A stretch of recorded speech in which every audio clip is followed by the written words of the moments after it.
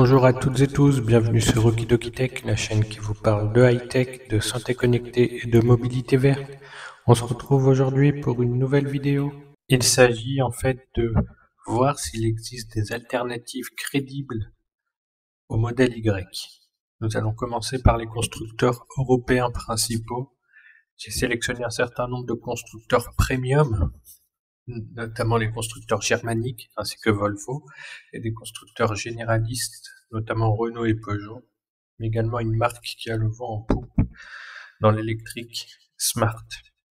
Du coup, y a-t-il des alternatives pour cette modèle Y? Et bien sûr, on fera la même chose pour le modèle 3, notamment, et on va s'intéresser d'abord aux constructeurs européens dans cette vidéo. On fera pareil pour le modèle 3, d'abord les constructeurs européens, et ensuite les constructeurs asiatiques et d'autres pays, notamment la Turquie s'y met par exemple, etc. Du coup, revenons à nos moutons.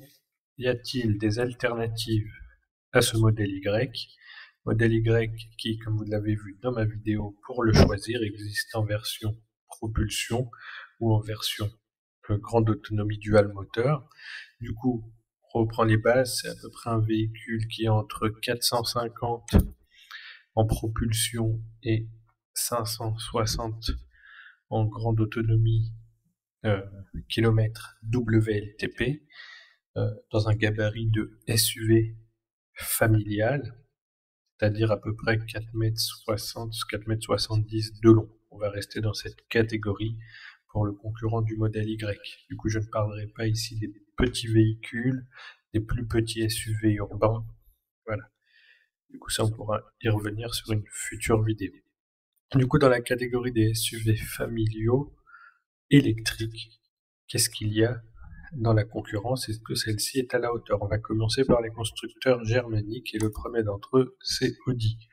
Audi, on voit que en véhicule électrique, ils en ont pas mal. Ils ont quand même une belle gamme de SUV qui va du Q4 à l'e-tron. Les premiers sortis, c'était l'e-tron ou l'e-tron, si vous préférez, avec l'accent anglo-saxon, et quelques berlines, mais ce n'est pas le sujet.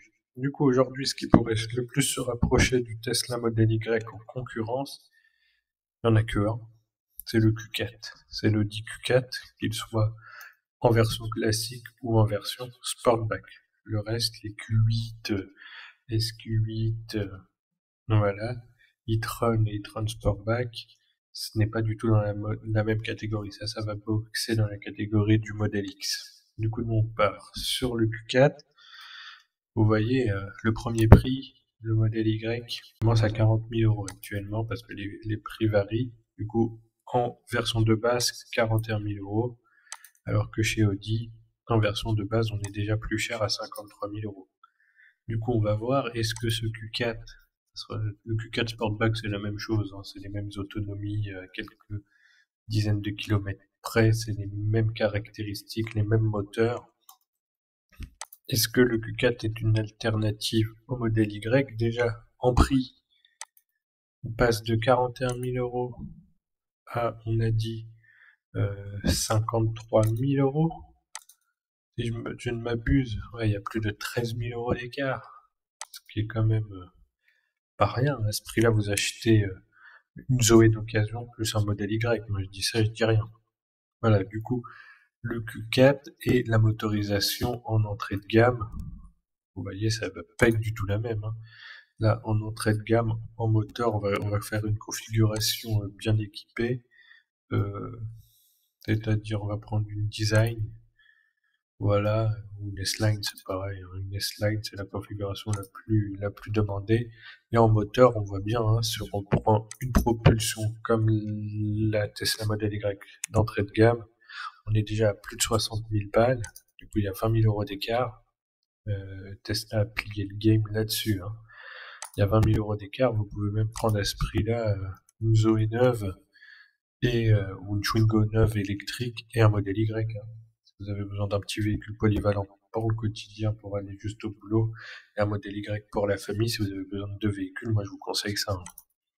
Donc on arrive à plus de 60 000 €. La puissance, tout ça, c'est uniquement, vous voyez, c'est 150 kW, ça fait quoi? 204 chevaux normalement, hein. 150 kW, on va voir ça en direct.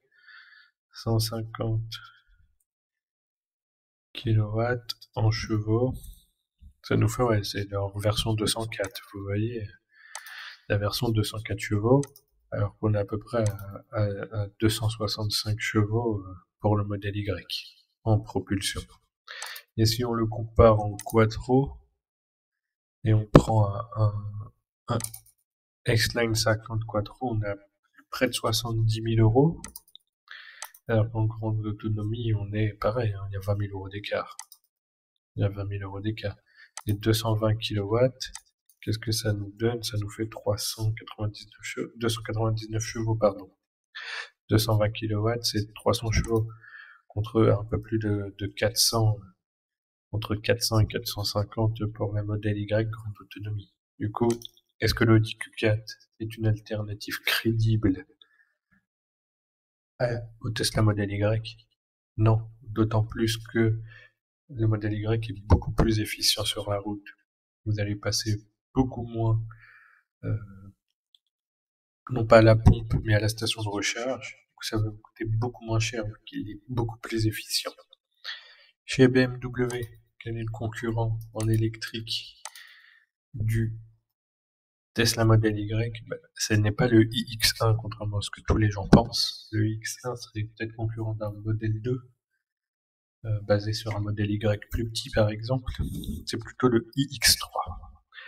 Le iX est concurrent de la Model S. Mais en iX3, qui est basé en plus sur une thermique, hein, et non pas sur une électrique, du coup la plateforme, elle pêche. Du coup en iX3, en modèle impressive, c'est-à-dire haut de gamme, on va comparer ça. Du coup, c'est uniquement, ou même en entrée de gamme, on va prendre en entrée de gamme, allez, soyons fous.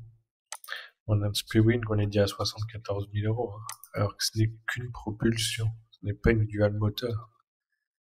Ce n'est pas une dual moteur. Du coup, la propulsion, là, par rapport à la Tesla, 4, 5, 6, 7, on a 30 000 euros d'écart. Voilà. 30 000 euros d'écart pour deux véhicules qui boxent dans la même catégorie. Non, ça ne vaut pas 30 000 euros. La finition de BMW est largement supérieure. L'autopilote BMW est largement supérieur. On est d'accord. Mais de là à dire que ça vaut 30 000 euros, non, je suis désolé. Du coup, Tesla Model Y versus BMW X3, le game est plié par la Tesla Model Y. Encore une fois, le iX3 en propulsion à peu près la même autonomie WLTP, mais dans la vraie vie, il est beaucoup moins efficient. Il est beaucoup moins efficient, il est beaucoup plus lourd. On a 2 tonnes 2 sur la balance. La Tesla Model Y, on a 1 tonne 979. Il y a plus de 200, presque 300 kilos d'écart sur la balance, qui joue sur, encore une fois, l'efficience, ce qui joue sur surtout la consommation, pas que l'autonomie, c'est aussi la consommation, et c'est la consommation qu'il faut regarder, qui va être votre coût d'usage. Une voiture peut être beaucoup plus autonome parce que la batterie est plus grande, mais la consommation peut être catastrophique, et du coup, au coût d'usage, certes, vous irez peut-être plus loin, mais pour beaucoup plus cher. Vaut-il mieux s'arrêter 50 bornes avant et gagner 10 à 20 km, 10 à 20 euros pardon, sur un trajet de 1000 bornes, ou s'arrêter 20 à 50 bornes après, mais perdre au niveau financier. Je sais que le temps c'est de l'argent, mais ça, chacun verra midi à sa porte. Mais, pour moi, il vaut mieux un Tesla Model Y et un deuxième véhicule pour la famille, ou pour le quotidien, pardon. Vaut mieux par rapport au X3, un modèle Y, et vous achetez à côté une Renault électrique, une Twingo, très bien, ou Zoé. Ça fait très bien l'affaire. Une petite voiture électrique juste pour aller bosser, ou un vélo électrique, ou une trottinette électrique, ou même plusieurs à ce prix-là. Ou vous allez en vacances, vous faites plaisir. Mais du coup, non. Le iX3 ne vaut pas le modèle Y, même si, comme je le répète, l'autopilote est le meilleur, ainsi que la finition. Mais ça, pour voir si il vaut vraiment le coup, il faudra attendre le prochain iX3 qui n'est pas attendu avant 2025 minimum, qui sera sur une plateforme propre, totalement électrique. chez Mercedes, qu'est-ce qu'on a en totalement électrique en SUV? C'est simple, on va trier SUV tout-terrain électrique. Donc on a plusieurs SUV, on a le QA, le QB, le QE et le QS. Le modèle Y qui se place face à l'UQB électrique. Et le QE, parce que le QE il a le cul entre deux chaises. Et le QE, vous voyez, à 93 000 € versus un modèle Y, il n'y a pas match. Hein. On va le comparer plutôt à l'EQB. L'EQB, il commence, lui, comme on a vu, à partir de 46 950 €. Du coup, il y a match, hein, avec par rapport aux 40 000 €. Du coup, il a plusieurs versions. Hein. C'est surtout, par contre, là, c'est pas des propulsions, c'est des tractions. Et il a aussi une version 4 roues motrices. Du coup, on va comparer la version Progressive Line, qui a la plus grande autonomie, celle-ci, avec notre version propulsion classique. Du coup, on a 455 km d'autonomie. Eux, ils nous promettent, celle-ci nous promet 486. Mais encore une fois, elle est moins efficiente, elle est moins puissante. Le 0 à 100 est abattu en 8 secondes 9 contre un peu moins de 7 secondes. Hein. Ici, on est à peu près à 6 secondes 9, voilà. Il y a quand même 2 secondes d'écart sur le 0 à 100. Et il y a, du coup, 40 000 pour 60 000 €. Il y a 20 000 € d'écart. Pareil, le QB, la recharge est moins bonne, il est moins efficient, il est beaucoup plus cher. Du coup, non, il n'y a pas match. Dans les autres allemands, on a le duo Volkswagen et Skoda. Moi, je vous conseille pas du tout l'ID4. L'intérieur, c'est cheap, mais on a Skoda. Hein. On a Skoda, on va mettre en modèle européen, qui fait partie du groupe VAG. En électrique, on a bien sûr l'Enyaq. Comparé à l'Enyaq classique, pareil, la version de base, c'est comme le Q4, hein, c'est 204 chevaux, et la version 4 roues motrices, c'est 299 chevaux. Donc on va comparer par rapport au premier prix, on va le configurer vite fait. Du coup, sur le premier prix, ça se voit un peu hein, par rapport à Tesla Model Y, il y a match hein, sur le prix, vous voyez, on a 40 000 €, mais il est beaucoup moins, il a une plus petite batterie. On va partir sur la batterie de 60 kWh, pareil, on la sélectionne. Voilà, sur la version 60, on passe déjà à 46 000 €. Mais pour moi, c'est l'alternative crédible au modèle Y.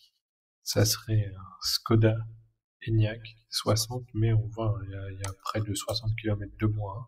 Pareil, il est moins efficient, il a une batterie de 2 kWh de moins, mais à choisir, l'alternative crédible dans les groupes allemands, j'inclus Skoda dans le groupe Volkswagen, c'est l'Enyaq en version 60 de base, avec un bon volume à bord, une bonne habitabilité, une excellente finition, un autopilote qui est meilleur que celui de Tesla, une finition qui est meilleure que chez Tesla, avec des vrais boutons, une vraie instrumentalisation pour les bagnolards qui se respectent. L'Enyaq, c'est la meilleure alternative au Tesla Model Y dans les constructeurs, je dirais, germaniques, même si c'est tchèque, je l'inclus dans les constructeurs germaniques. Ensuite, en premium ou en access premium, maintenant c'est devenu du premium, mais pour moi c'est de l'access premium, hein. Volvo. On a Volvo en électrique, on a un véhicule qui est frontal au modèle Y, c'est le C40 Recharge ou le XC40, mais c'est plutôt le C40 Recharge hein, sur le design avec l'aspect de coupé, les vitres qui ne sont pas encadrées, tout ça c'est plutôt le C40.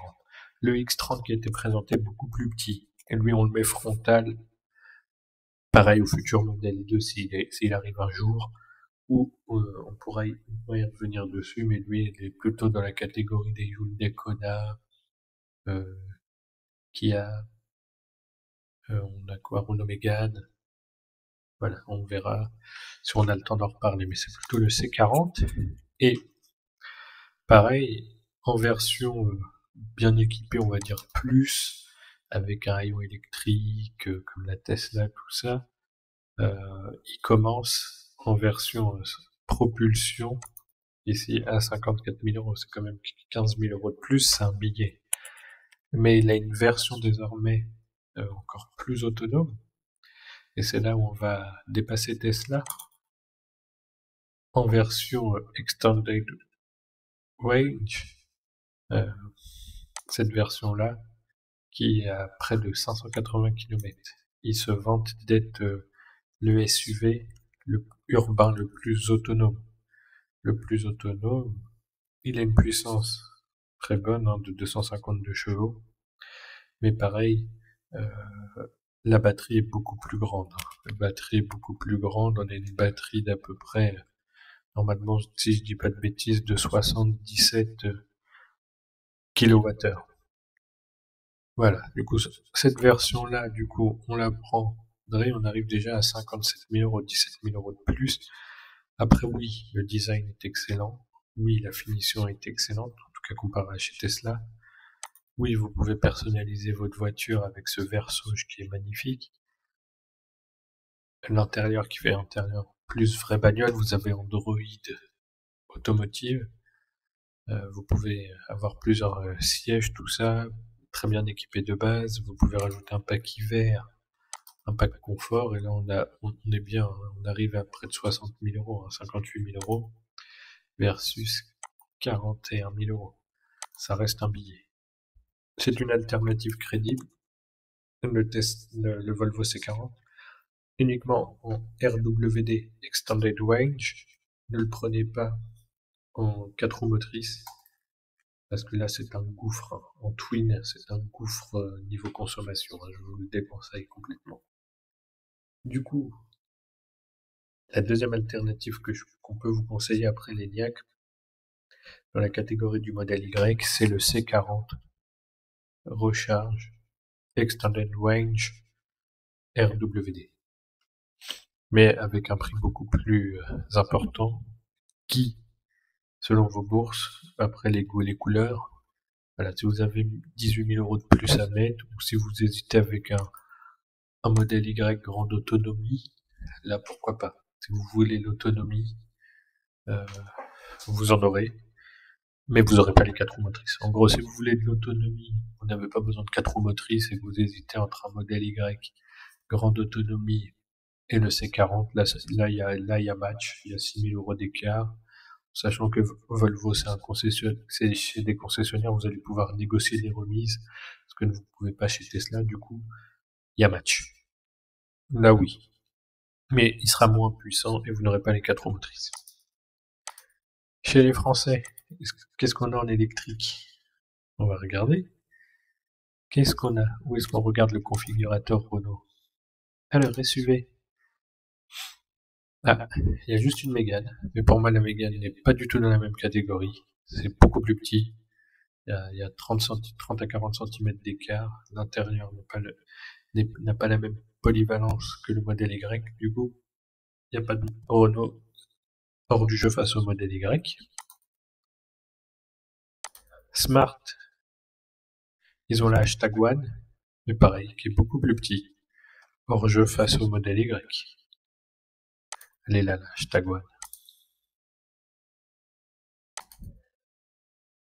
Pour ceux qui ne l'ont jamais vu, ça on pourra le comparer au modèle 2. Mais par contre, elle est très jolie, hein, et l'intérieur il est très qualitatif. Pour moi, ça c'est... Si je n'avais pas besoin d'autant de place que dans un modèle Y, je m'orienterais vers celle-ci pour le design, l'autonomie, la bonne bouille, l'intérieur. Ouais, celle-ci, c'est un coup de cœur. Peugeot, qu'est-ce qu'il nous annonce Peugeot? Peugeot, est-ce qu'ils ont des alternatives au modèle Y électrique? Qu'est-ce qu'ils ont en électrique? 2008 SUV, non. Ils n'ont rien. Comparé au modèle Y, ils ont bientôt un 3008 qui promettent d'arriver dans 1 ou 2 ans, mais pour l'instant, il n'est pas sur le marché. Du coup, non. Du coup, pour résumer, les alternatives au modèle Y, il y en a 2. C'est le Skoda Enyaq iV60 et on a dit le Volvo C40, RWD Extended. Voilà, pour moi, ce sont les deux alternatives crédibles. La bouille, c'est les goûts et les couleurs. C'est comme vous voulez, hein, le goût, les couleurs. C'est pareil. L'autonomie, comme je vous ai dit, sur le C40, dans cette version, on a une très grosse autonomie. Par contre, comme je vous ai dit, la consommation est plus grande. On a 82, pardon, et pas 77 kWh de batterie versus 60 dans un modèle Y propulsion. Du coup, certes, on a une meilleure autonomie, mais la consommation et la prise au vent est beaucoup plus importante sur le C40, le CX. Du coup, ça va vous coûter beaucoup plus cher, même si vous irez plus loin. Du coup, il faut choisir. Le Skoda Enyaq i860, une autonomie la moins grande pour une batterie un tout petit peu plus petite que celle du modèle Y propulsion, mais des consommations assez raisonnables. Du coup, dans mon trio, moi je garde le modèle Y. Je mettrai, si vous avez besoin d'autonomie, le C40 en deuxième, et si vous n'en avez pas besoin, la i860. Voilà, ça c'est mon trio de tête. Du coup, pour moi, l'Y, la i860, C40. On voit très bien que Tesla a encore pas mal d'avance, notamment sur le groupe motopropulseur et l'optimisation de la batterie. On se retrouve très vite sur Okidoki Tech pour parler de nouvelles vidéos. On verra quelles sont les alternatives crédibles au modèle Y, mais du côté des constructeurs asiatiques, notamment coréens et chinois, vendus en France, et ceux qui promettent d'arriver dans les moins de 2 ans à venir, si vous pouvez attendre. Et on fera la même chose pour la Model 3 face aux constructeurs européens et face aux constructeurs asiatiques. Merci de vous abonner. N'oubliez pas le petit like qui fait plaisir, les petits commentaires, je réponds à tout le monde. Et on se dit à bientôt pour de nouvelles vidéos sur Okidoki Tech.